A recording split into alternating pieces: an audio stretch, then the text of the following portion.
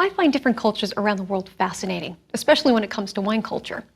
This is a Porron, a type of decanter from Spain.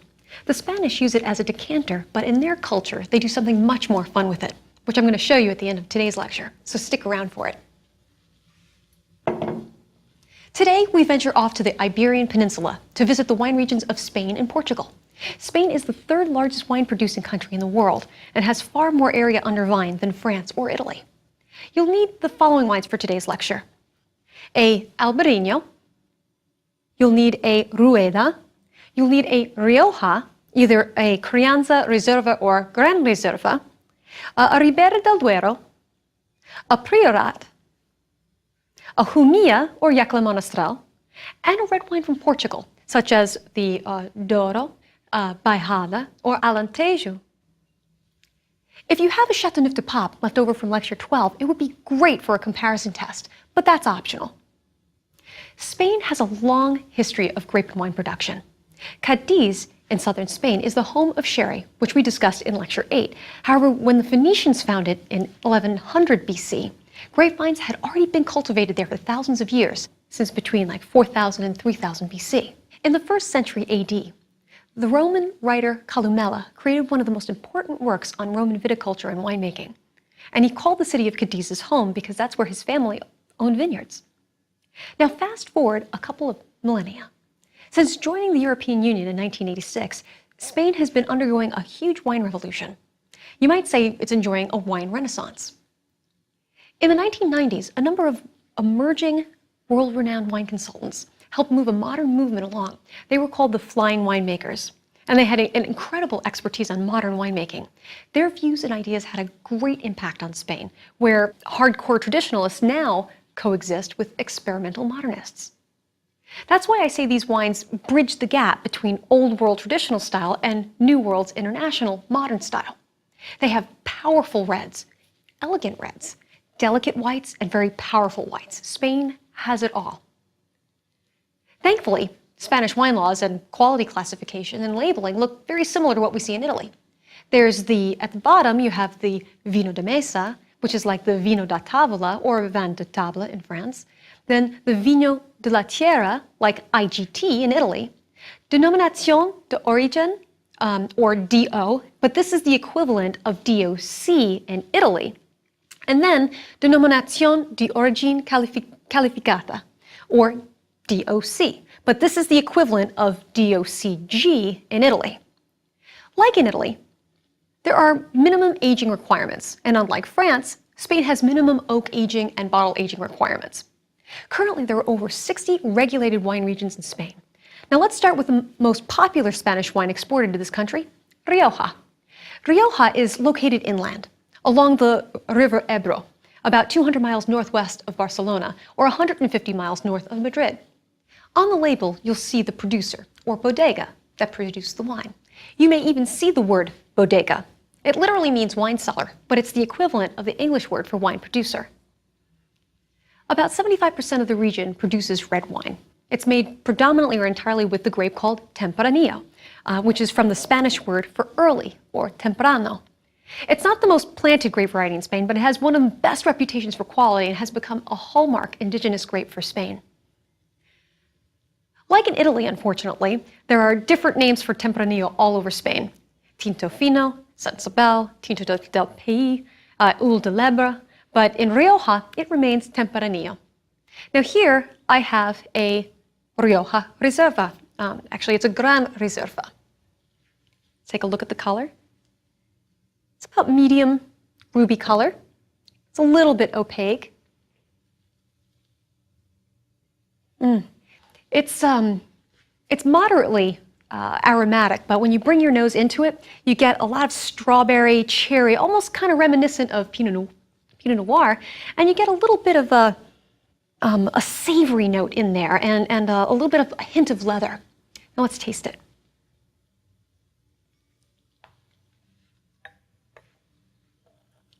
On the palate, it's medium bodied. It's got some soft acidity. And because this is a Gran Reserva, so it's seen quite a long aging, it's got a little bit of a softer tannins. It's not very, very gripping. I've heard a comparison of Tempranillo. It's kind of like a cross between Pinot Noir and Cabernet Sauvignon. It's not too far off. So you've got the fruit character, the cherry and the strawberry of Pinot Noir, but you've got some of the color of Cabernet Sauvignon. So there's a mix between the two, and it's pretty good. Now, the benchmark note for Rioja, especially when you age it for a long period of time, is leather. And also there's another one, and it's going to sound weird because remember we were talking about cat's pee in the Loire Valley, but there's a benchmark here that smells like earth, and sometimes it'll smell like Band-Aids. In an earlier lecture, we mentioned Brettanomyces. Now that's the yeast that eats wood sugar and creates that chemical that kind of smells like Band-Aids. It also, in France, we said it makes that barnyard smell. But not long ago, this particular aroma was very high in fashion with a lot of critics. Now, some people love it, some people hate it, and many other people don't get it at all. So if you don't get it, don't worry about it. And if you do get it and you hate it, know that most Spanish wines don't have Brett, but unfortunately, it won't say anything about it on the label. And hopefully, if you like it and you find it, you'll enjoy it. Now here we have different aroma components I want to bring your attention to. We briefly touched on this in lecture 4, but I really want to bring your attention to the range of flavors and textures that different types of oaks can bring to wine. Now here we have what's represented for the aromas and components that you get in French oak. You've got vanilla, you've got nutmeg, and a lot of different kinds of spices, brown spices, clove, cinnamon, allspice. You get that from French oak. However, on American oak, it's a bit different.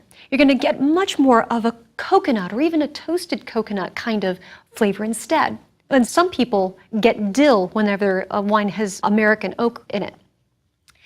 And here represents a lot of the different things that you can get from toasting the barrels, regardless whether it's American oak or French oak. So you can have a light toast, medium toast, or a deep toast, and that's going to be reflected in the flavor that you get inside the wine. Sometimes if the barrel is fired really quickly and very hot, fast and furious, you're going to get a much more caramel kind of a component to it. So that's why we have caramel here. And also, you get some kind of a tobacco kind of flavor sometimes with either French or American oak, and that's why we have that, as well as bacon. Sounds very bizarre, but it can have that kind of a smoky sweetness smell that you get from bacon. Now, also the difference between French and American oak, these are the aromas, but on the palate, it's also quite different. Here we have different size marble pieces, some very fine, tiny little marbles, and here we have larger marbles. The difference between French and American oak is French oak feels like much more fine tannins on your palate. So if you can taste the wine in here in a way that you could feel the size of those tannins, it's going to be much smaller. Think of this size of marbles. As opposed to American oak, when you taste it, it's going to feel much larger in your mouth. It's going to feel, you're going to perceive it as larger tannins.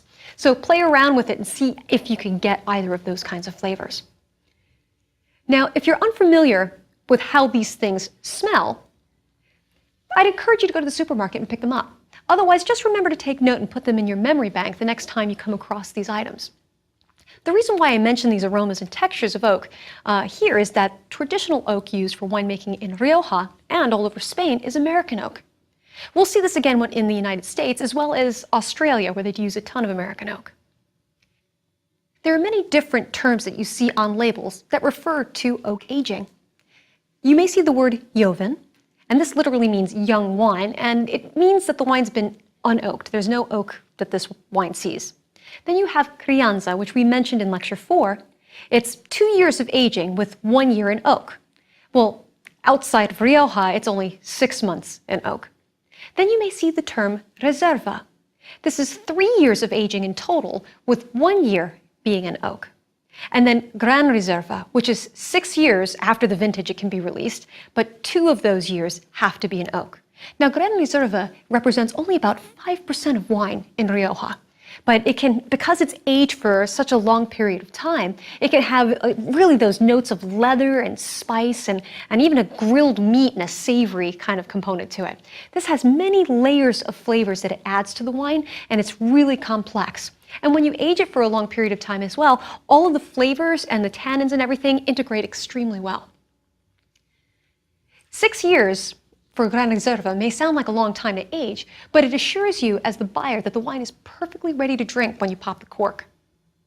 East of Rioja is the former Kingdom of Navarra, and it used to stretch all the way up to Bordeaux from Barcelona. However, today it's somewhat overshadowed by the DOC of Rioja. The styles are similar, although these wines contain more garnacha, known as Grenache in France, which we'll speak more of when we get to Priorat.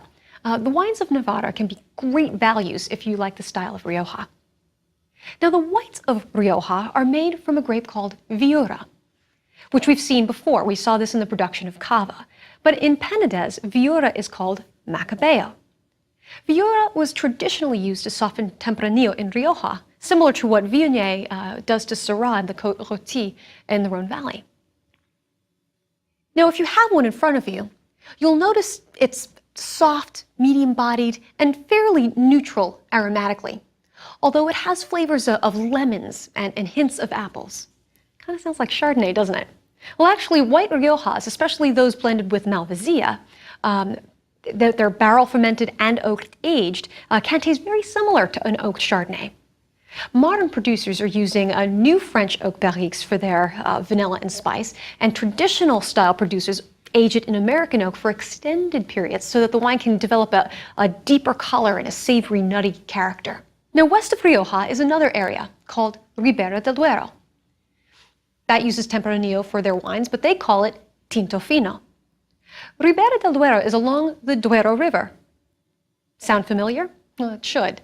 We spoke of the Douro River Valley in Portugal in Lecture 8 when we spoke about port production.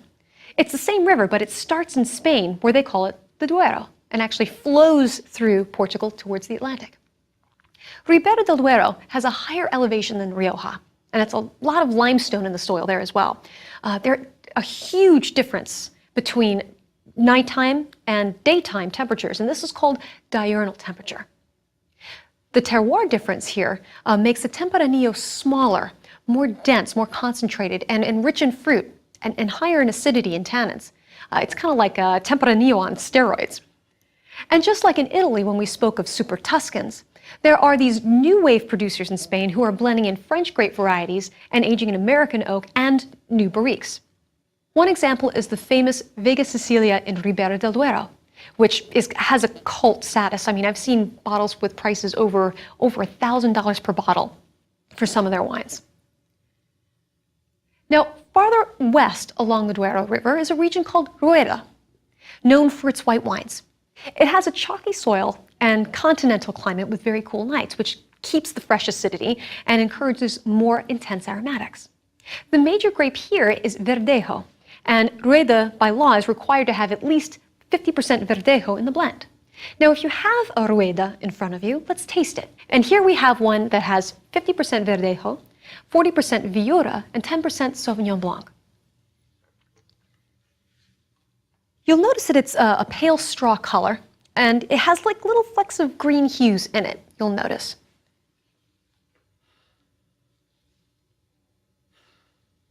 It's very aromatic. And here what we have is citrusy notes, but it actually smells a lot like pear.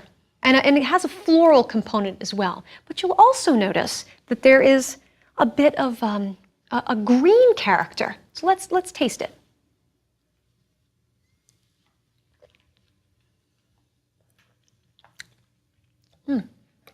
You'll notice that the character is very similar to Sauvignon Blanc. And Verdejo is often called the Sauvignon Blanc of Spain. Because Rueda is generally less expensive than a Sancerre or a Tapuy Fumé from the Loire, you may see some trendy sommeliers offering it by the glass. So if you like Sauvignon Blanc, this is a great deal for you. Sticking with the white wines and moving up to the area north of Portugal, where Spain touches the Atlantic Ocean, is a DO region in Galicia called Rías Baixas. Unlike Rueda, which has a continental climate, Rías Baixas is a completely maritime climate, which means it's cool and it's damp, and it's influenced by a major proximity of water, as it is with the Atlantic Ocean. This is the region that has the highest rainfall in Spain, but that doesn't really say very much because Spain is quite dry. Because it's damp, traditional pergola or tendon trellising is done here, as well as higher wire trellising to keep the grapes off the damp ground to improve air circulation and prevent fungal disease. So let's take a look at Rías Baixas, which is made from the grape called Albariño. This is also a straw color, but you can see a variety of different colors, from pale straw to straw, and if it's older, it definitely takes on a more gold hue to it. And if you want, you could compare it to the Rueda. And you'll definitely see those green hues in the Rueda.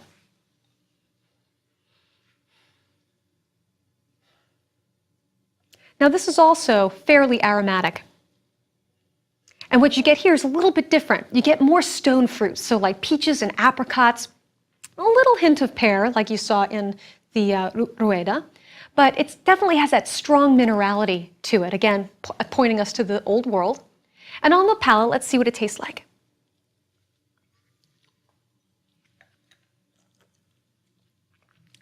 This one's fairly medium-bodied, but I've seen ones that are definitely very delicate, and they're always fairly crisp. And this points us that it's a cooler climate. Now, during one of my MW practice exams, I mistook this grape, the Albariño, for Viognier. And they do share something in common. They're both fairly aromatic and perfumed. I mean, Viognier is a bit more perfumed. But Albariño is much lighter in body and higher in acidity than Viognier. There was once a theory that Albariño was related to Riesling, but it turns out through DNA testing that it's not. After this lecture, you may think it fun to taste a Viognier and a dried Riesling side by side with an Albariño from Rías Baixas and see these similarities and differences. Again, this can improve your palate by forcing it to focus on the differences, and comparing enhances your enjoyment of the wines and helps you appreciate each one for what it is. Now let's go to the northeast coast of Spain, to Catalonia. This is the home of cava, which we talked about in our sparkling wine lecture. In the Penedès, where it's slightly cooler, there are French grape varieties such as Gewürztraminer, Riesling, and Pinot Noir. Given its proximity to France, it's hardly surprising that there would be some crossover of grapes. Catalonia is home of one of the most powerful reds, Priorat, or Priorato, which has had a bit of a cult status in Spain. Priorat is named for a priory of Carthusian monks established in the 12th century. And you get the name, priory, priorat. You see how important monks were to the development of wine in the Old World? I mean, we saw them in Burgundy, we saw them in Piedmont, Germany, and now we see them in Spain. So let's taste it. Looking at the color, we can see that it's made from thick-skinned grape varieties. And they're known for being fairly dark in color, if not really dark in color, and they can get quite inky. But the grape variety that we have here is Garnacha, or Grenache. And when we tasted it in southern France, we saw it as a much paler grape variety. So why is it so dark? It's because they blend it with another grape variety called Carignana, which is deep for color, and it also has high acidity and tannin. The color of these wines depends on how much of a darker grape variety you blend into it, such as the Carignana or the New Oak, because New Oak fixes some of the color.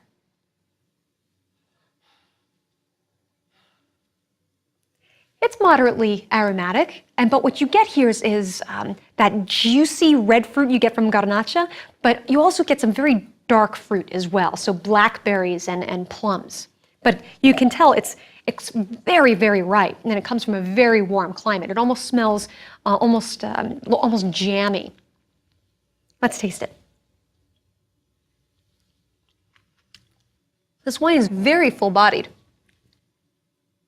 But if you notice the warmth on your palate, that's a high level of alcohol, and these are generally high levels of alcohol, and this is an indication to us that it comes from a warm, if not hot, climate. It's quite dry in Catalonia, and the soil is called licorella, It's a mixture of red slate with lines of quartz. It looks like tiger skin, actually. We've spoken about how great slate is for collecting heat, and these small particles of quartz sparkle in the sunshine and reflect the heat onto the vines, which results in a high level of alcohol, even for that beach bunny grape of Garnacha. Priorat is at one end of the spectrum for Garnacha wines, for body and weight. But you notice how long these flavors last in your mouth? These wines are first class, and they've contributed to Spain's reputation as a high-quality wine-producing country. Now, traditional style producers make wines that are more oxidative with really high levels of alcohol. But let me ask you a question. Does your Priorat have a hint of soy sauce? Many of them do have that kind of rich, savory hint. Also, traditional style Priorats can have a very tight and an undrinkable character in their youth and may need quite a few years to come around. New wave wines are intended to be more powerful in upfront fruit and to be blended sometimes with Cabernet or Merlot. These are intended to be consumed much younger for their fruit, and they're only less slightly powerful in their weight, alcohol, and tannin. Another end of the spectrum for Garnacha is found in Calatayud, which is just south of Rioja. But here, Garnacha is much simpler, creating more youthful, early drinking reds with very soft cherry fruit. Its benchmark notes are of licorice and spice, and it does have a very low acidity. Now, south of Catalonia, toward the east coast, is the Levant, where you see some international varieties planted in Valencia.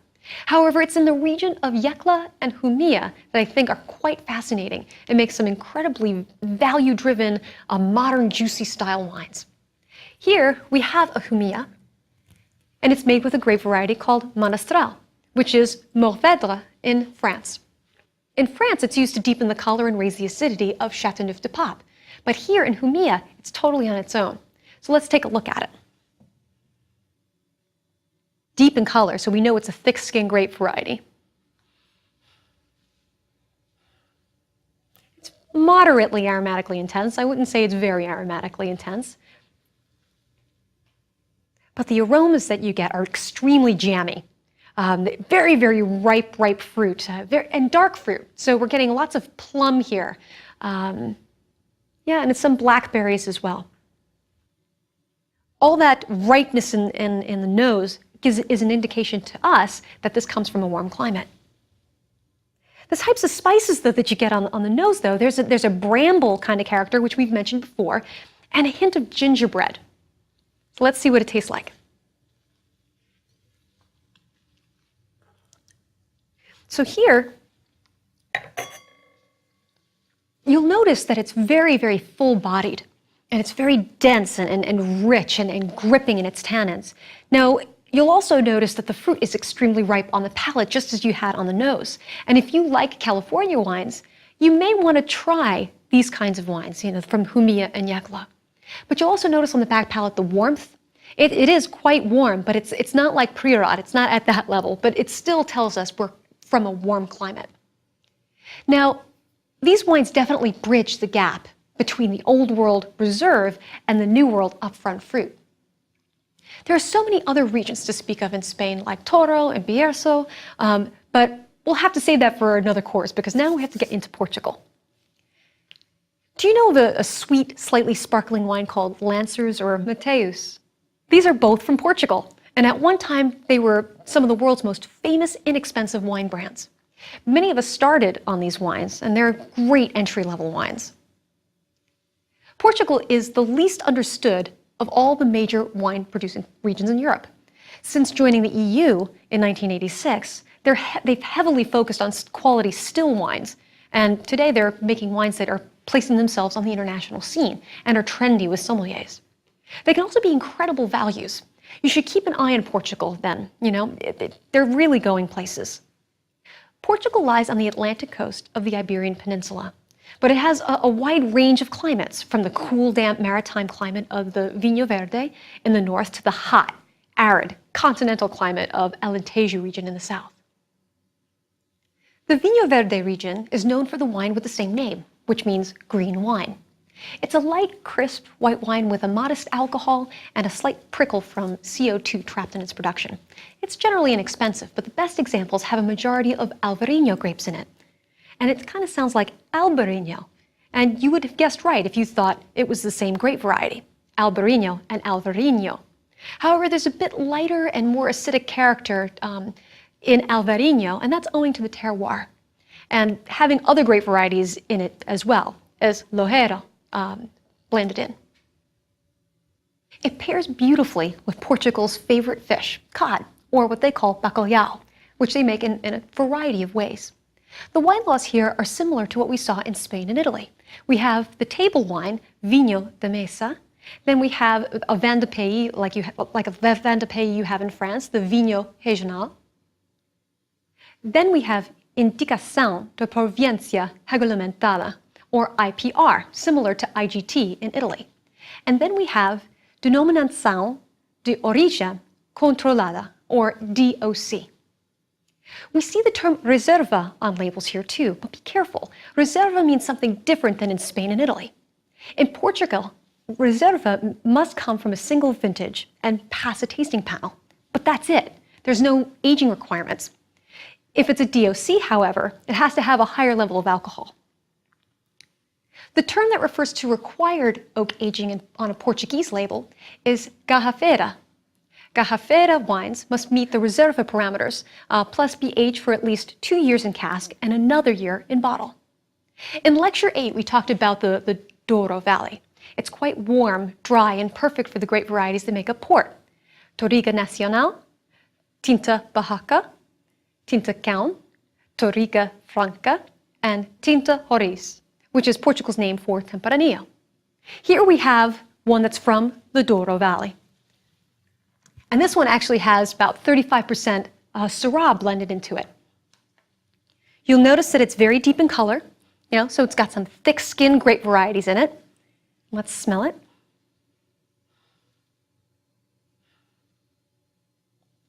It's moderately intense, but it's similar kind of in aromatics to what you see in port. You'll notice some of those, that dark fruit that you get there, some of that cassis fruit, but you also get very typical port-like aromas of licorice, and even a hint of violets in there. If you smell it versus the Humilla, you get more of an earthy, savory character. Now let's taste it.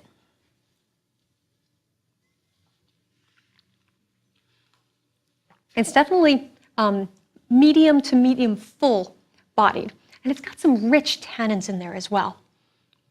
But if you notice, even just after we tasted the Humilla, you're going to notice the difference in the oak. Remember when we were talking about looking at feeling those tannins, if they're the size of little tiny marbles versus large marbles, you may want to go back and forth between your Humilla and this, especially if you're, particularly if your Humilla is aged in American oak. You're going to notice a big difference. That's because Portuguese wines are generally aged in French oak or Portuguese oak, which has a finer level of tannin. Going south from the Douro is a region called the Down, which has a great reputation for reds. It too is locked in by the mountains and has granite soil and warm, dry summers. 80% of the wines here are made with the same grape varieties you see as in the Douro. The region of Alentejo is further inland, and it's very hot and very dry. It's where most of the international wine industry's cork comes from, actually. Cork comes from a type of oak, Quercus suber, and its outer layer of the mature bark is peeled off, and it doesn't harm the tree, but they punch holes in it, and that's where we get our corks from. However, this region also makes some Aragonés, which is their name for Tempranillo, and they have some international varieties there as well. I mean, I had a Chardonnay from here. It was absolutely fantastic. Because it's dry and so far south and has a warm climate, what kind of fruit do you think we get from that Chardonnay? Granny Smith apple or more like pineapple? Yeah, definitely more like exotic fruit because it's such a warm climate. But see, you're doing really well. You knew that answer. Now, I promised to show you the other use for the Spanish decanter, the porrón. See here as I demonstrate with my friends here at the studio.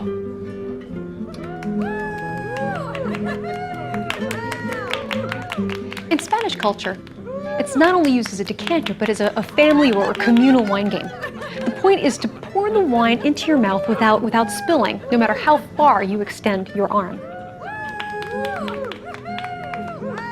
Next up, we're going to the New World, starting with the US in California. You'll need the following California wines. You'll need a California Cabernet Sauvignon, actually from Napa Valley, a Left Bank Bordeaux, a Chardonnay. We also talk about a Sauvignon Blanc, a Merlot, a Pinot Noir, preferably from Russian River, Carneros, or Santa Barbara, a Zinfandel, or a Petit Syrah. California is the fourth largest wine producer in the world. In the US, 3 out of every 4 bottles sold are from California. So pay attention, because if you're getting a gift for someone, chances are it's going to be something from California. So you need to know this region. But until then, salud.